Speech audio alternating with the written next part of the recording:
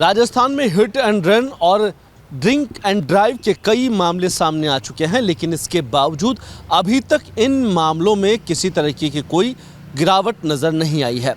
और वजह साफ है, पुलिस की ढिलाई और अनियमित काटे जा रहे चालानों की बदौलत ये तमाम मामले सामने आए हैं। कुछ लोग ये भी कह रहे हैं कि लगातार पुलिस की ओर से जो तेज़ रफ्तार के मामले दर्ज किए गए हैं उनमें लगातार हो रही बढ़ोतरी भी एक बड़ी वजह है, लेकिन राजधानी के बीचों बीच इस तरह के हादसे आए दिन नज़र आते हैं।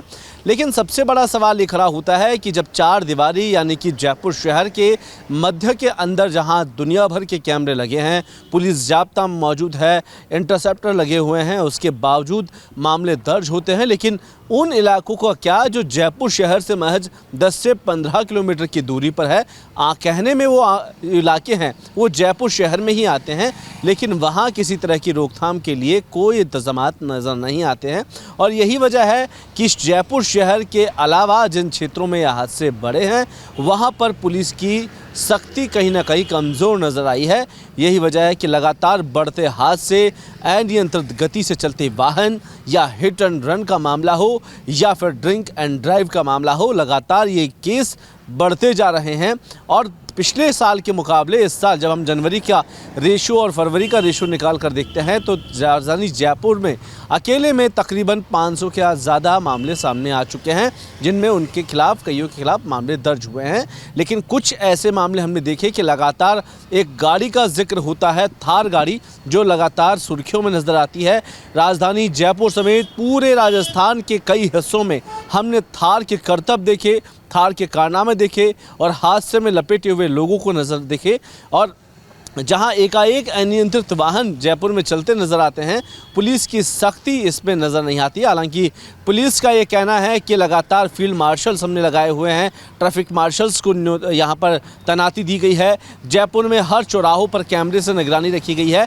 तो क्या पुलिस सिर्फ राजस्व वसूली का काम कर रही है और लोगों के और बढ़ते जा रहे इन हादसों पर किसी तरह की कोई लगाम नहीं है? तो कहीं ना कहीं कई सवाल खड़े हो जाते हैं कि आखिरकार इनकी वजह क्या है, और जो तेज़ रफ्तार या फिर ड्रिंक एंड ड्राइव के साथ में कई परिवार उजड़ रहे हैं, आखिरकार उनकी असली वजह क्या है?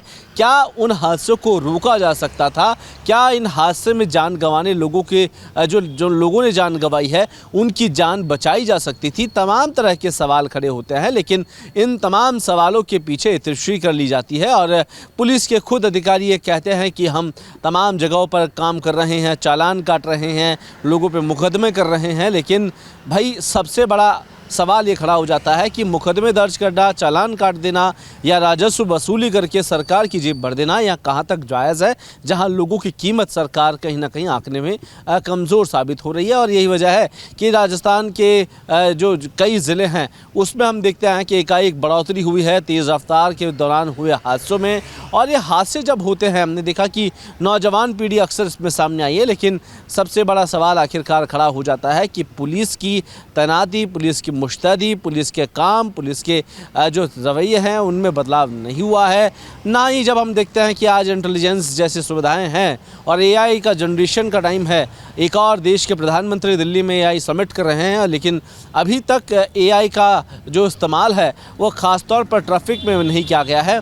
और यही शिथिलता है कि लगातार ढिलाई बरतने से राजस्थान के कई जगहों पर लगातार ये हादसे हुए हैं और कई नौजवानों ने अपनी तेज़ रफ्तार, ड्रिंक एंड ड्राइव और कई मामलों में जान गंवाई है। तो आखिरकार सवाल है कि पुलिस प्रशासन या सरकार आखिरकार कब जीतेगी?